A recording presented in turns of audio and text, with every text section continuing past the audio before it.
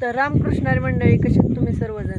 तर काही लोक अशी फसवणूक करत आहे की फोटो काढून ही वगैरे, मग फसवणूक करत आहे तर त्यांना काय बोलण्यात चवच नाही ना राहिली आता.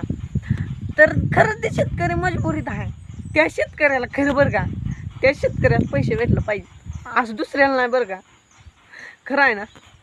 ज्या शेतकऱ्याचा ऊस वाहून गेलाय, ज्या शेतकऱ्याचे टोमॅटो वाहून गेलेत, बटाटे वाहून गेलेत, आणि त्या शेतकऱ्याला असंही दुःख आहे त्याच्या मागं, त्या शेतकऱ्याला नक्कीच पैसे भेटले पाहिजेत बरं का. एवढीच माझी सरकारला विनंती आहे की दुसरे कोणाला नका देऊ, फक्त त्या जी आहे, ज्याला खरंच गरज आहे, ज्याचं ऊस वाहून ही गेले त्यालाच द्या.